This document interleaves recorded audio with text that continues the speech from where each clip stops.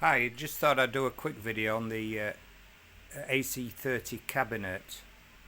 I've done some restoration work on it. I've given it a good clean and degreased it, and it's come up quite well.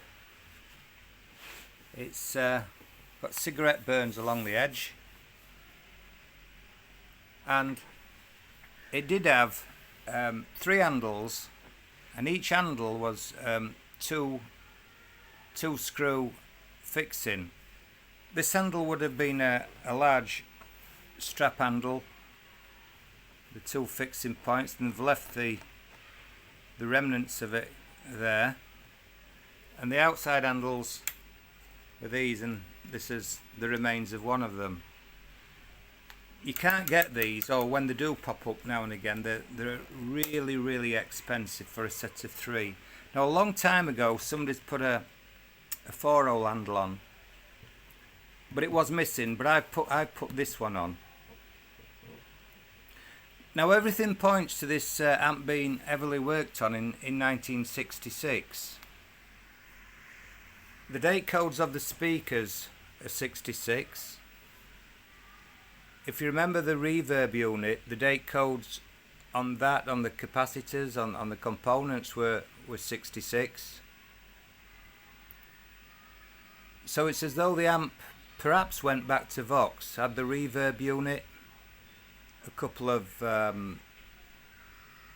speakers fitted, and also they put a 4-hole handle on it. So the grill cloth's in great condition, but it's typical of these, it's sagging. You see how it's sagging a bit. Now there is a way of getting this out, but it's not for the faint-hearted. You dampen all the cloth, you get it quite wet, and you go round it with a heat gun, and it pulls the cloth tight. But too much heat gun and it's goodbye cloth, and you just can't get this original stuff. So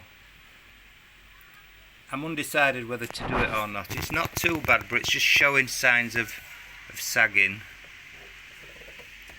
The speakers which I showed on a previous photograph, I've cleaned all the speakers up, all the frames. They've come up really well. For 1966 speakers, they look really good. Hope they sound as good as they look. So the cabinet back is here, and this is the cutout for the reverb unit, and you can see the 4 holes for the pins, because the plate was originally here. So they moved the plate over here when they fitted the reverb. That's the original plate, and that's in good condition.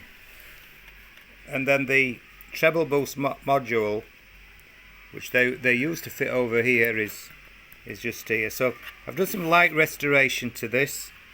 There's some kind of plastic tape around these edges, which was all coming away. So I've got that back to where it should be, glued it back up.